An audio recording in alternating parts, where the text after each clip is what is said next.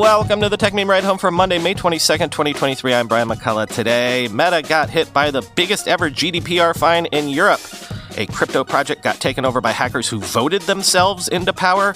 The startup that wanted to dethrone Google is shutting down. The esports bubble seems to be popping.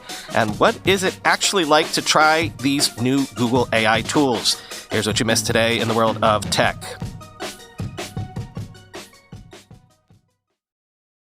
The European Union has fined Meta 1.2 billion euro over sending European user data to the US. This is a record GDPR fine, and the EU has also ordered Meta to stop these transfers of data and delete the data within 6 months. But that might not be easy to do, quoting the Journal. The ruling raises pressure on the U.S. government to complete a deal that would allow Meta and thousands of multinational companies to keep sending such information stateside. Tech companies have been especially vulnerable to regulatory scrutiny absent such a deal, but most large international companies rely on a relatively free flow of data across the Atlantic, and the steep fine for Meta highlights the regulatory challenges that have mounted since a previous data transfer deal was overturned by European courts in 2020. Meta's top privacy regulator in the EU said in its decision Monday that Facebook has, for years, illegally stored data about European users on its servers in the US, where it contends the information could be accessed by American spy agencies without sufficient means for users to appeal. The 1.2 billion euro fine surpasses the previous record of 746 million euro, or $806 million, under the General Data Protection Regulation against Amazon in Luxembourg in 2021 for privacy violations related to its advertising business. The company has appealed that decision in Luxembourg courts.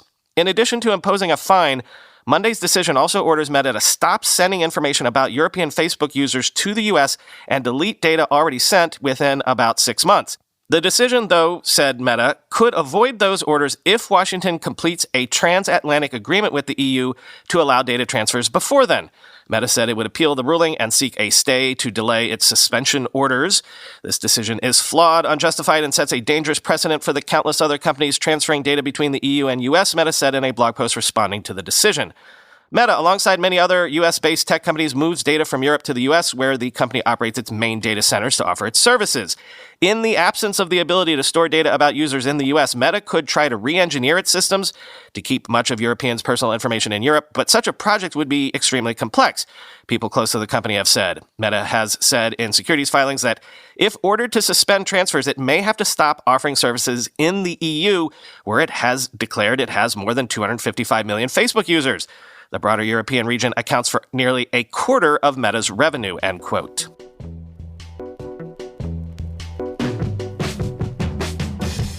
A researcher says crypto mixer Tornado Cash has been taken over by hackers. Actually, it happened on May 20th. The hackers apparently used a malicious governance proposal to give themselves a majority of the governance votes in the project. Quoting Bloomberg, a security researcher at crypto investment firm Paradigm said on Twitter that an attacker granted themselves 1.2 million fake votes on Saturday. As the fake votes exceeded the 700,000 legitimate votes, it allowed the attacker to gain full control over the governance of Tornado Cash. Tornado Cash is a blockchain protocol, and Torn, its governance token, enables holders to vote on proposed changes in the service.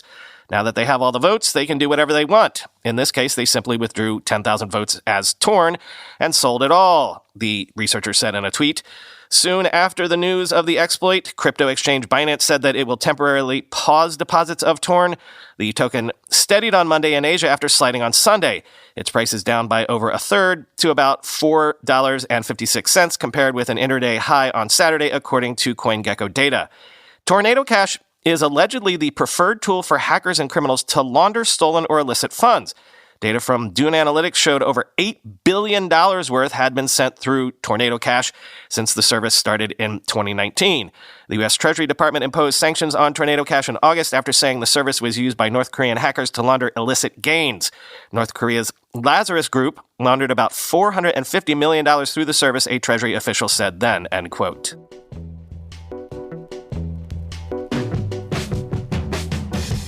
Neva, the would-be Google competitor, co-founded by ex-Google ad head Sridhar Ramaswamy, plans to shut down its ad-free search engine on June 2nd due to what it is calling a vastly changed search environment. Quoting The Verge, The company says it's pivoting to AI and may be acquired by Snowflake, the information reported, but mostly seems to believe it's failed. Building search engines is hard, Neva co-founders Sridhar Ramaswamy and Vivek Raghunathan wrote in a blog post announcing the shutdown. Ramaswamy in particular is part of the reason Neva seemed promising. As the longtime head of Google's ad business, few people are better equipped to know how to build and monetize search than he is. But Neva did it, they said. It built a good competitive search engine. It was actually well ahead of Google in some respects, like swapping 10 blue links for a more visual page and emphasizing human-created information. But building the search engine was actually the easy part. Throughout this journey, we've discovered that it is one thing to build a search engine and an entirely different thing to convince regular users of the need to switch to a better choice. Ramaswamy and Raghunathan continued. I've talked with Neva's co-founders several times over the last couple of years, and their list of grievances here is long and well-founded. They've had to contend with the billion-dollar deals Google signs to make itself the default search engine on devices everywhere, the huge "Are you sure you want to change?" pop-ups that show up whenever you try to set a new default browser or search engine, the difficulty of finding those settings in the first place, the mess that is the Chrome Web Store, on and on and on. Anyone trying to build a new search engine is fighting a massively uphill battle. Neva was also a paid product, as the company tried to prove a business model for search other than ads and surveillance. Contrary to popular belief, the co-founders wrote in the blog post, convincing users to pay for a better experience was actually a less difficult problem compared to getting them to try a new search engine in the first place. Combine that with a tough economy, and Neva simply couldn't see a business path forward. The timing here is really interesting. Neva is shutting down at what might be the best moment in 2 decades for upstart search engines. Users are increasingly fed up with the ad load and subpar results they get from Google, and AI chatbots like Bing and ChatGPT have upended everyone's idea about how to interact with the internet. Neva bet on this too, developing a large language model called Neva AI that is in many ways more useful than what you'll get from Bing or Bard, but that wasn't enough either. Neva's search engine will shut down on June 2nd. Going forward, Neva will be shifting to a new area of focus, which seems likely to be LLM-based and related to the Snowflake acquisition, end quote.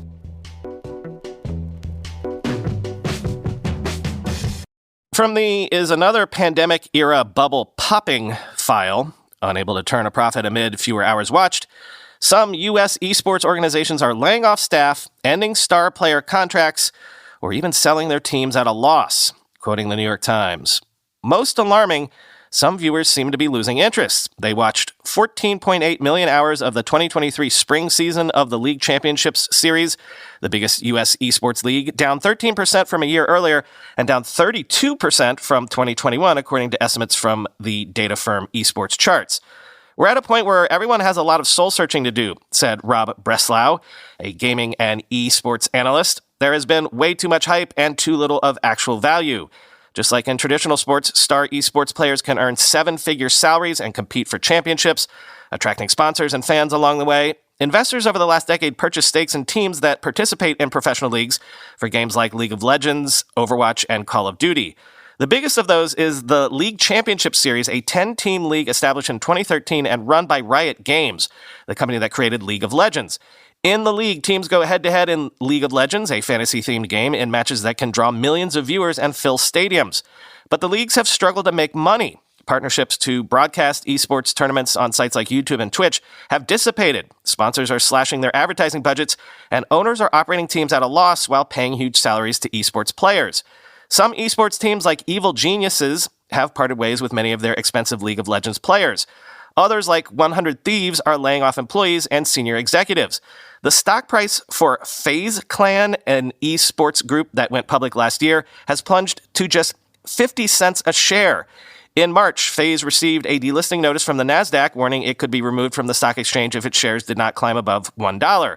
And on Friday, FaZe said it was laying off about 40% of employees after a round of cuts in February. The news was earlier reported by Digiday. Jack Etienne, the chief executive of Cloud9, an esports group, said he had cut costs by pulling out of nearly half the esports leagues his organization participated in, now 8, from about 15. TSM, one of the most valuable esports organizations, said Saturday that it was selling its slot in the League Championship Series. It's a big blow to the league, akin to a marquee franchise leaving the NBA or NFL, because TSM is one of the oldest and most prominent brands in North American esports, end quote.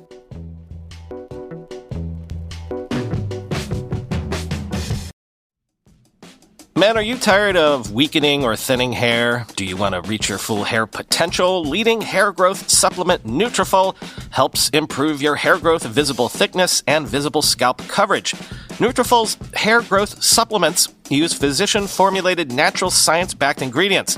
Their drug-free, patented technology provides consistent, reliable results without compromising your sexual health. Neutriful supports healthy hair growth from within by targeting root causes of thinning such as stress, hormones, environment, nutrition, lifestyle, and metabolism through whole body health. And it works. In a clinical study, 84% of men showed improvement in their hair after 6 months taking Neutriful's men's hair growth supplements. I use Neutriful. My hair's never been healthier. And actually, my wife turned me on to Neutriful because she's been using it for a while on her own hair. Take the first step to visibly thicker, healthier hair for a limited time. Neutriful is offering our listeners $10 off your first month subscription and free shipping when you go to Neutriful.com/men and enter the promo code RIDE. Find out why over 4,000 healthcare professionals recommend Neutriful for healthier hair.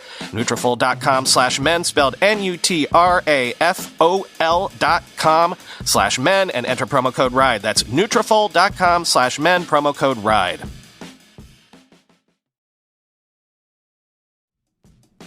All this week, I'm going to be telling you about Miro. At first glance, Miro might seem like just another simple digital whiteboard, but Miro's capabilities run far beyond that. It's a visual collaboration tool where the whole team can build on each other's ideas and create something innovative together from anywhere. Think of Miro as your team's visual platform to connect, collaborate, and create together, even if you're not actually together. In the office, remote, or a mix of the two, with Miro, your team can connect, collaborate, and co-create all in one space, no matter where you are. Strategic planning becomes easier when it's visual and accessible. Tap into a way to map processes, systems, and plans with the whole team so they not only view it, but have a chance to give feedback. And with over 100 integrations, it works where you already work, whether you want to edit your Google Docs, resolve Jira issues, or collaborate over Zoom. Empower your entire team to take ideas from better to best with Miro. Sign up today at Miro.com/podcast, and if you use that link, your first 3 Miro boards are free forever when you sign up. That's Miro, Miro.com/podcast. Meanwhile, might a long-struggling company have found itself a lifeline? Sources are telling the Financial Times that Meta and Magic Leap are in talks for a multi-year deal in which Magic Leap could provide IP licensing and contract manufacturing for Meta's AR products. Quote, according to people familiar with early discussions, Meta is exploring ways in which Magic Leap could provide both intellectual property licensing and contract manufacturing in North America to help it build mainstream AR products. Magic Leap produces custom components, including high-tech lenses and associated software, which are key technologies that may be required to build a metaverse. However, people with the knowledge of the talks said the partnership is not expected to yield a specific joint Meta Magic Leap headset. 2 former employees said Magic Leap's biggest asset is the sophistication of its waveguides, technology that allows thin glass in front of the user's eyes to conjure up realistic images at different depths. Meta declined to comment. Magic Leap would not confirm the talks, but said that partnerships were becoming a, quote, significant line of business and growing opportunity for Magic Leap, end quote.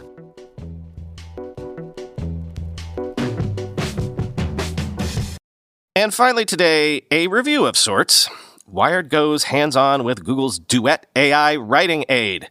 What are products like this actually like to use? Well, Wired says be ready for a stiff robotic style, sometimes inaccurate information, and inconsistent docs and Gmail behavior, but it is great at drafting complaints. Quote, when I asked Google's AI writing aid to draft a happy birthday email to a friend, it left my brain in the dust. I had taken about 90 seconds to craft a decent 81-word greeting, but the search giant's text generation feature knocked out a flawless 87 words in a third of the time. That's exactly what Google wants to see. The Help Me Write feature that launched in March and was rolled out more broadly at the company's annual conference last week is a radical step beyond the Smart Reply and Smart Compose tools that Gmail has offered for years to generate short phrases. With the new feature, you type a brief description of the email you want to send, wish happy birthday to a friend I made last year in San Francisco, then you click a button labeled Create and a full draft appears. Each one bears a disclaimer. This is a creative writing aid and is not intended to be factual. Though it can rapidly unspool drafts of polite emails to businesses or fluent essays on mundane topics, What I gained in time, I sometimes lost through new headaches. Duet's writing often comes across as stiff. It sometimes snuck in gender stereotypes and inaccurate information, and it wouldn't expound on subjects I needed it to, like drinking games. We're still learning and can't help with that. Try another request. The tool too often responded to me. Frustrations aside, the system will undoubtedly be widely adopted among the 2 billion people using Gmail and the 3 billion people using Google productivity software such as Docs. Existing AI offerings Smart Reply and Smart Compose drew 180 billion uses last year, Google CEO Sundar Pichai said last week. Help Me Write loads via a pencil and star button located along the bottom of the Compose window in Gmail or in the left margin of a Google Docs page, and it provides the sort of responses that have become synonymous with OpenAI's ChatGPT. Microsoft is testing a version of that technology in services including Word and Outlook with some business customers, but Google's Duet technology is the first comparable AI writing aid offered to consumers and built into widely used services. One of the first things I noticed is that Duet's behavior can be inconsistent across Google services. I wanted to finish up a script for friends who will MC a pre-wedding party filled with competitions, speeches, and musical performances, but the version of Duet in Google Docs wouldn't help me write a description of the well-known drinking game Flip Cup, nor would it explain beer pong. The Duet over in Gmail correctly described both games. Google says that happened because Gmail's version of the feature is tuned to be less formal than the one in Google Docs, which is more likely to be used in workplaces or schools. The two products have separate teams testing and setting Duet's boundaries. Pichai's demonstration at Google's I/O conference last week featured the writing of a formal refund request to an airline, and I found Duet in Gmail a skilled grumbler. Complaint to consumer protection regulators about event ticketing technology? No problem. Complaint to a shoemaker for soles wearing out too fast? On point. Note to a veterinarian asking for a doggy doctor's note? Got it. Google has built a formidable complaint machine, an aspect of Duet that will probably spur companies to use generative AI to defend themselves. For consumers, improvements are already in the works. By the end of this month, Gmail's text generator will draw on information from past emails in the same thread. The I/O demo showed that a user planning a potluck could generate an email that referenced a planning document shared earlier in the thread. My complaints about shoes or tickets would become more persuasive if the system pulled transaction dates, model numbers, and other info from my inbox. Back over in Docs, my frustrations with Duet grew, however. It refused to generate wedding vows, a use ChatGPT will serve, or a wedding reception speech with wife, but dropping with wife and trying related prompts showed it could generate speeches from the point of view of a groom's best man. The notion of a newly wedded couple speaking together was seemingly too alien for the technology. Duet could be more useful if it could ask for additional guidance before a draft is generated, like asking a user to specify the perspective for the text. Google says it's considering multi-turn experiences similar to ChatGPT, where a user can engage the text generator in a dialogue to perfect the output. Despite their disappointments and limitations, the Duet features in Docs and Gmail seem likely to lure back some users who began to rely on ChatGPT or rival AI writing software. Google is going further than most other options can match, and what we are seeing today is only a preview of what's to come. When or if Duet matures from promising drafter to unbiased and expert document finisher, usage of it will become unstoppable. Until then, when it comes to writing those heartfelt vows and speeches, that's a blank screen left entirely to me, end quote.